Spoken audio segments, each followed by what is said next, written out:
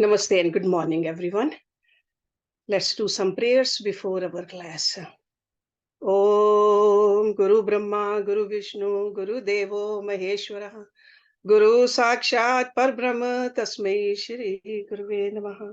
Om Bhurбhavасваha, Tatsavitra Varenayam, Bhargo Devasya Dhimahi, Dhiyo Yo Nah Prachodayat, Asto Ma Sadgamya, Tamso Ma Jyotirgamya, Mrityurma Amritam Gamya. Om Sahnavavtu Sahnabhunatu Saviryam Karvavai तेजस्वी नावधीतमस्तु मा विद्वेषावहे ओम शांति शांति शांति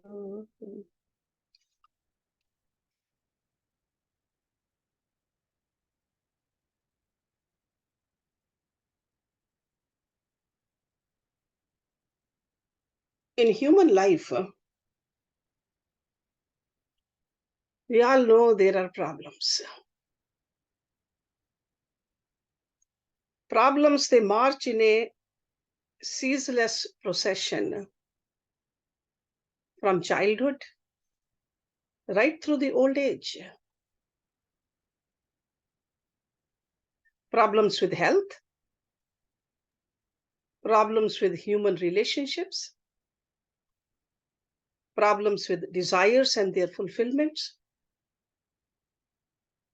problems with knowledge and power, and many, many other kind of problems based upon our relationship with the world.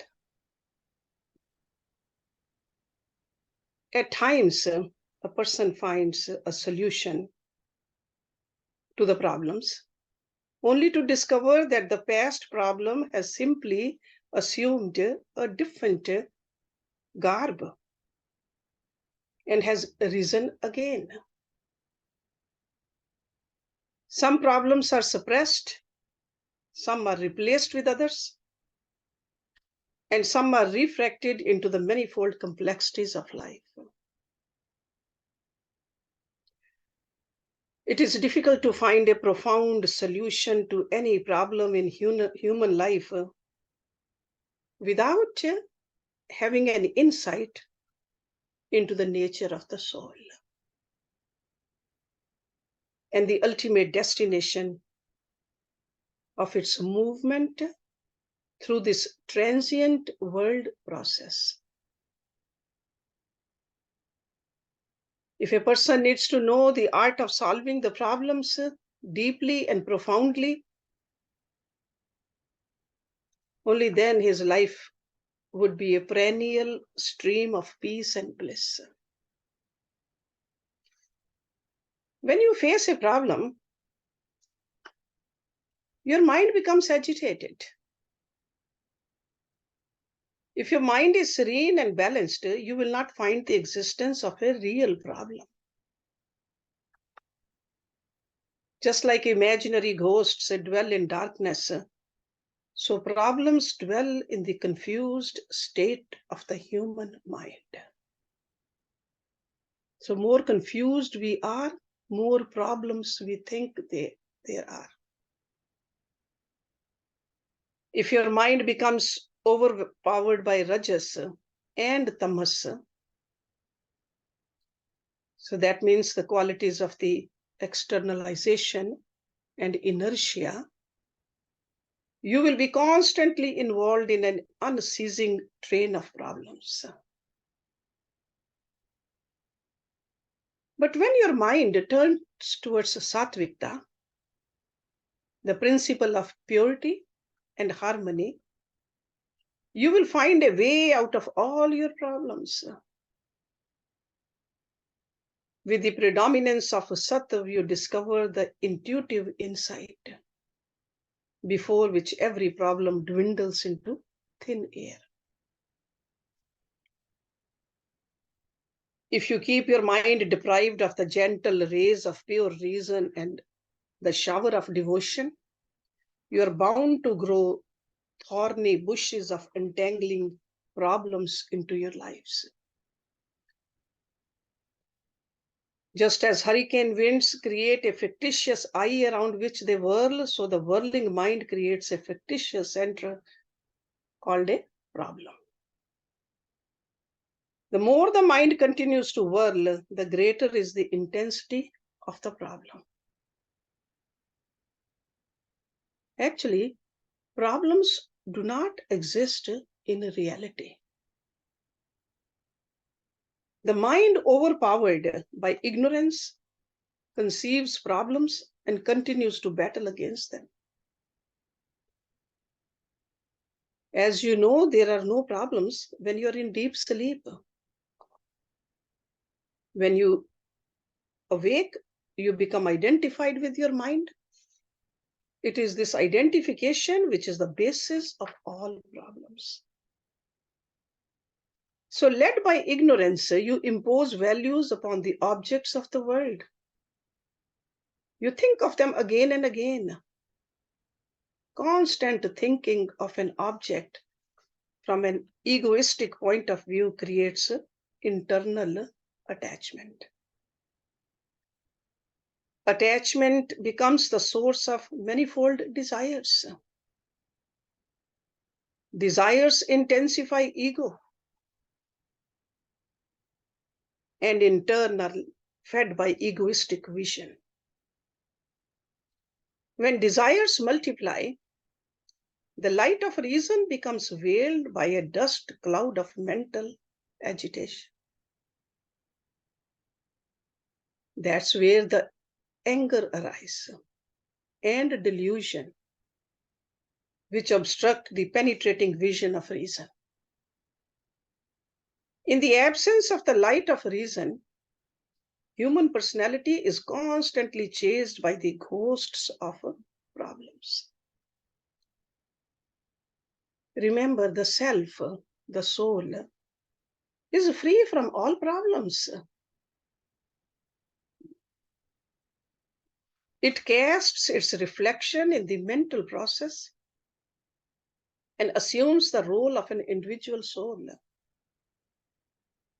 Overpowered by ignorance, the soul becomes identified with the mental, vital, physical personality and loses insight into its essential nature, the self, the soul, the Atma.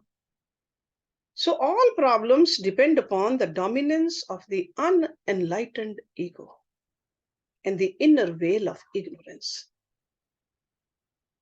Ignorance is the seed of all problems. And egoism is the sprout from that seed. So ignorance in Sanskrit is called avidya. And egoism, asmita. So it starts from ignorance, avidya. So instead of being frightened by a problem, try to look into its very eyes. Develop a poised mind.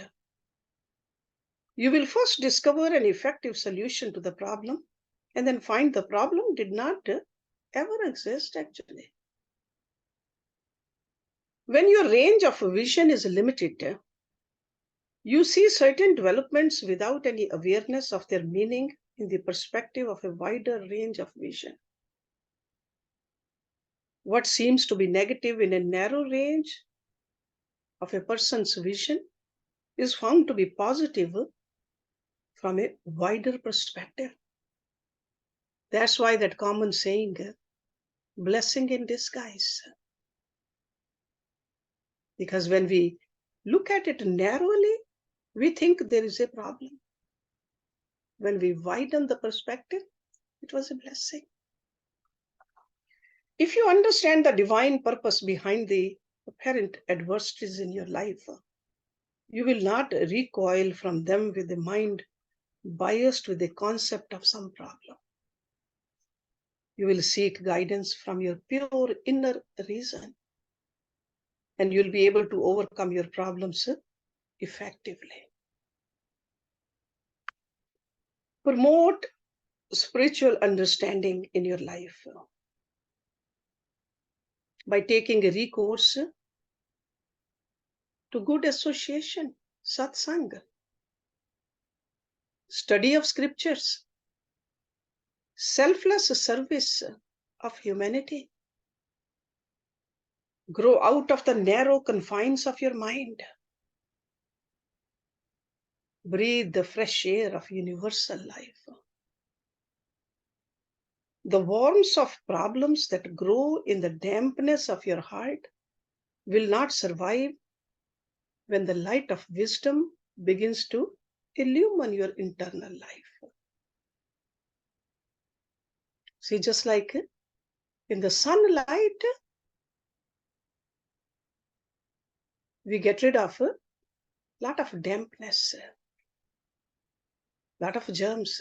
The same way inside us, the light of the wisdom take care of all those problems. When baffled by a negative situation, do not maintain an agitated mind. Pray, surrender, and relax. Wait and watch. Perform your duties to the best of your capacity and understanding. You will discover a mysterious hand guiding you through the encircling gloom of baffling problems. Practice meditation every day. The distracted state of mind is the source of all problems. When you practice concentration and meditation, you begin to educate the subconscious and unconscious depths of your mind. Instead of being confused by a problem, you allow your unconscious to work out a solution for you. You find that while a tense life brings more complexity to a problem, and a relaxed life solves it. It just bursts that bubble of illusion. Discover your essential nature by listening to the scriptures, reflecting upon the spiritual nature of the self, meditating upon God. How can any problem exist in the self that is infinite bliss, infinite knowledge, and infinite power? And you are that divine self. Learn to destroy the veil of ignorance by the light of knowledge. You will be free from the problem of individuality. You'll be free from grief and sorrow forever. But until we reach there, because it's not just turning the switch on, we are living, learning, growing. As we are growing, we got to practice the art of adaptability also. Remember, this world is a relative plane of existence. Every condition of life is limited. No matter how perfect a situation may be, there will be something missing in it. Something towards which one must develop endurance, patience, and the art of adaptability. No matter where you go, the world consists of the same 5 elements: earth, water, fire, air, space. With all of its variations, the world cannot satisfy the demand of the soul. What does soul want? Soul hungers for peace. Soul hungers for bliss and enlightenment. These cannot be found in this physical world. It's not there. So it is important to understand the need for adapting to, adjusting with, and enduring the diverse conditions of life until we reach there. A sadhaka, an aspirant, must develop the quality of titiksha. Titiksha means endurance. Because problems, we see them right now, even though they are not there, but we see them. So we got to practice titiksha. The art of adaptability reduces the harshness in the practice of endurance, and it sweetens it with its magic touch.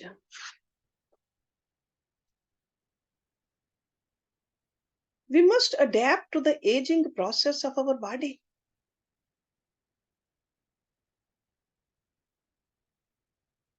When we took birth, the aging started from there. This is a very natural process. We must adjust with the changing conditions of society also and the world, because change is there. There is a need for adjusting with the changing values of the mind also. So the art of adaptability is the key to the process of evolution and peace. Even biological life continues to adapt to various conditions in order to promote the evolution of an external nature. So there's an even greater need for adaptability on the path of spirituality. So that's why our rishis, when they talked about the qualities we need to cultivate, even before we start on this path, one of the quality is titiksha. There are 6 qualities, and I'm sure most of you know: sham, dam, titiksha, shraddha, uprati, samadhan. So titiksha, this adaptability, is part of those 6 qualities. They are called Devi Gun, or the divine friends of a sadhak. Remember, the world is a transient development. People are related to each other for a short while, like different travelers in a plane or a train or a ship. So we must learn to adapt to changing conditions of life, knowing that all these will pass away. So we must learn the art of adapting to human beings having different habits. Because as human beings, we are social beings. We deal with other people. We have certain habits. Others have certain habits too. Certain tastes, certain temperaments. There's no doubt that in the process of life's movement, one must encounter diverse personalities. And according to yoga, a yoga abhyasi should develop the attitude of cheerfulness towards those who are more advanced on the path of evolution. We'll always find that some people who are ahead of us, cheerfulness, mudita. Don't be jealous. Those great people who are endowed with spiritual success, prosperity, and fame. We should see our own inner possibility unfolding like them too. Learn from them. Don't be jealous of them. Be happy for them. So must develop confirmation of our own inner resources. We should also develop the attitude of friendliness, maitri, towards those who are in a similar state of development as we are. We should learn to cooperate in removing obstacles on the path of others, so that in turn, the obstacles will also be removed by a united force. We are all together, united. We should not fill life with increasing jealousy, bitterness, or hatred. Spiritual movement does not condone a business-like sense of competition. Rather, it is characterized by increasing generosity and a bigness of heart.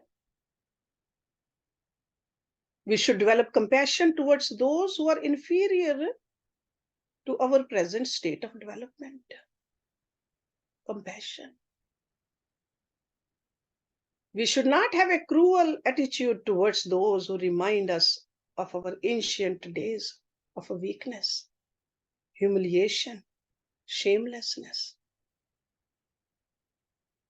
Rising beyond the temptation of superiority complex, we should develop compassion towards those who are yet struggling in the lesser levels of the rungs of evolution. Compassion, that's called karuna. But towards those who are extremely gross and full of criminal tendencies, we must develop the attitude of upeksha, or indifference.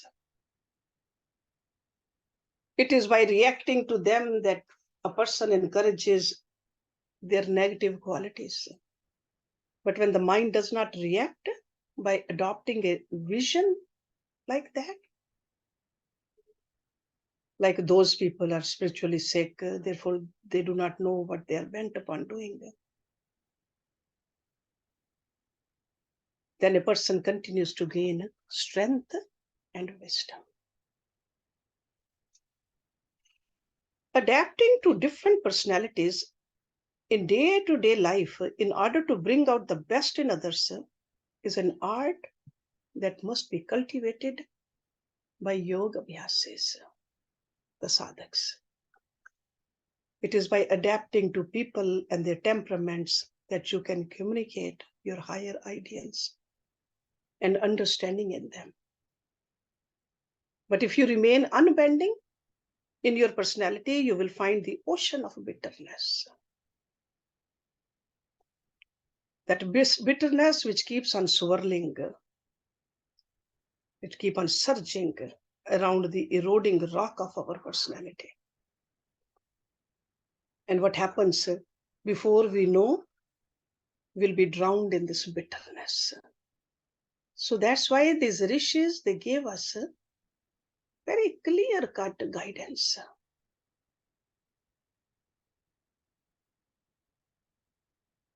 By following these guidelines, we keep on evolving. There is a humorous story which is told about something brings our attention towards this. I'm sure you're all familiar with the witty minister Birbal and the King Akbar, who once said to King Akbar, who has just been praising the eggplant he had eaten for dinner. So King said, the eggplants are royal vegetables. That's why God has crowned them with a jewel-encrusted turban on their heads. But soon Akbar complained about the eggplants, saying that they were too difficult to digest. And the Birbal at once remarked, surely they are the worst of all vegetables. That is why Allah has hurled a thorny nail into their heads. Akbar started wonder. He said, were you not just praising the eggplant? How is it that you give a different version now? Birbal said, because I am your slave, O king. I am not the slave of this eggplant. So this is the art of adaptability. In speech, which is well illustrated in this little parable. You are not a slave to the limitation and eccentricities of human beings. So by adapting a variable and flexible personality towards people, you'll be able to be of greater service on this earth. We are a slave of God who abides in the hearts of every being. Or you can say that we are the servants of God. We should not interpret the art of adaptability as a process of surrendering to the evil tendencies in others. Do not adapt to the devil in a person, because that will encourage his devilish development. Do not fall into the evil association because of your misunderstanding about the art of adaptability. So in other words, this titiksha, this quality we need to nurture, we need to understand properly. Do not complain against your circumstances and conditions. Develop the art of adaptability to a very great extent. Even if you're thrown in with a pack of wolves, you must be able to convert them into tame sheep by the power of your understanding and sustained by your art of adaptability. Flexibility in your spine enables you to commune with the universal prana. Humility in your ego enables you to be at one with the cosmic mind. Surrender to God. That will enable you to pulsate with the cosmic harmony. You are born to adjust to the truth of the non-duality of existence. To raise ourselves to that level where we feel one with this cosmic energy.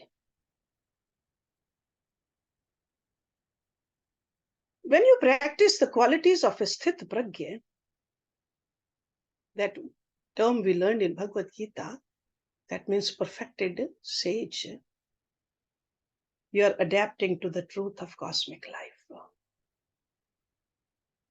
So you must cultivate the qualities of non-violence, universal love, surrender to God, unflinching faith in a divine order, and a self-effacing spirit of serving humanity in order to adapt to the truth of universal life. So in a nutshell, this is what the sadhana is all about. So this is sadhana we just don't do only once in a while, or a few minutes here and there, or only on our yoga mat, or in our prayer rooms. This is sadhana so that we keep moving up and up. That's why these rishis, they have given us all these pointers, so that you can live in this world, feel the oneness, feel that peace and the bliss, no matter what. Otherwise, if we keep thinking, no, there are problems, life is difficult. No. When we look at it from this higher point of view, the spiritual point of view, there's no problem. Everything has a very divine order. So we got to learn how to adapt so that we just don't get bogged down by the problems. So let's stop it here. Om Purnamada Purnamidam Purnat Purnamudachyate Purnasya Purnamadaya Purnameva Vashishyate. Om Shanti Shanti Shanti. Thank you very much.